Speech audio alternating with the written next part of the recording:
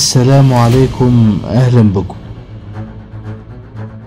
اساطير وخرافات عملت جدل كبير جدا لقرون طويلة،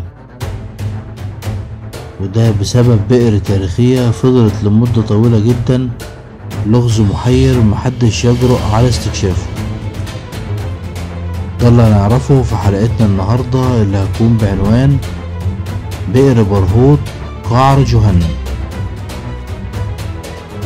اهلا بك، تنزل تشترك وتفعل الجرس عشان يوصلك مننا كل جديد، وكمان ما تنساش اللايك. يلا مع بئر برهوت نبدأ حلقتنا النهارده.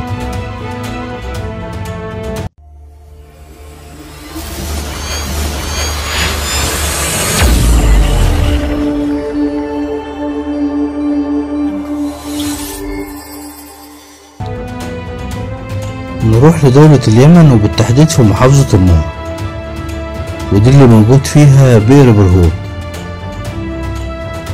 قطر فتحة البئر تقريبا 30 متر، وعمقها بيوصل ل225 متر،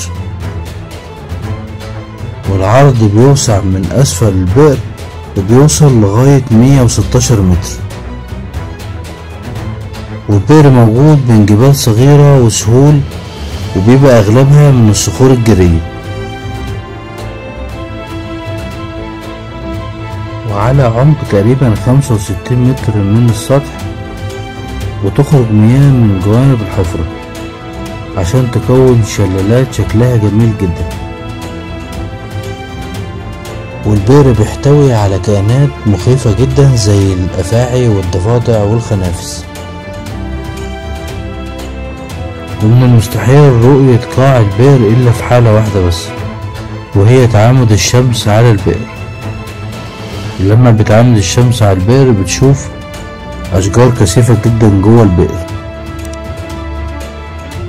وبتسمع مية بتجري جوه البئر كأن جواه نهر. تعالوا دلوقتي نقطع موضوع حلقتنا ونسمع الرسول صلى الله عليه وسلم قال ايه على بئر برهوت.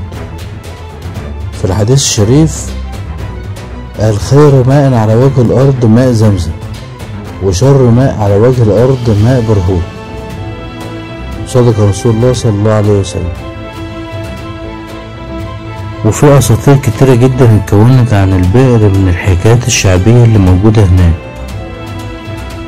لغاية ما فريق استكشافي من سلطنة عمان نزلوا في البئر عشان يستكشفوه، وخرجوا من غير ما يسيبهم اي سوء. كده نكون وصلنا لنهاية حلقتنا النهاردة. ارجو تكون الحلقة عجبتكم.